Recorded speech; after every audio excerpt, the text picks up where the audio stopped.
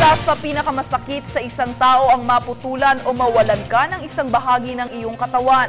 Pero alam niyo bang hindi ito dapat na maging sanhi para lalo tayong mawalan ng tiwala at pag-asa sa buhay?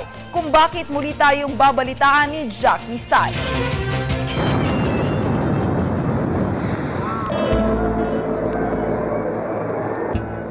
Pinagpasalamat ng mga Boston Marathon survivors ang pagkakasalba ng kanilang buhay sa kabila ng amputation o pagkaputol ng parte ng katawan nila na resulta ng bombing na nangyari sa kanilang lugar.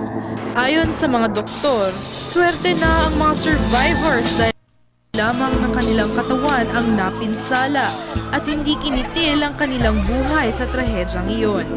Ipinaliwanag pa ng mga medicine practitioner na sa ganitong mga pangyayari kapag sumobra ang bleeding o pagdurugo ng biktima sa natamong sugat, maaari niya itong ikamatay.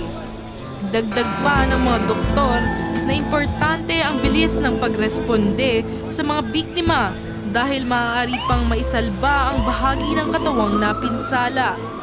Gayunpaman, kung sakaling lumala at hindi na kayang maiayos pa ang napinsalang katawan, huling opsyon na ng mga surgeons ay ang pag-a-amputate o pagputol sa bahagi ng katawang naapektuhan. Sa pangyayaring ito, kailangan ng biktima ng positibong pananaw sa trahedyang nangyari sa kanyang buhay.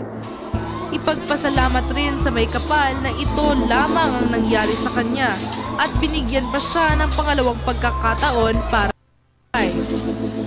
sa Telebisyon ng Bayan. Jackie Sai.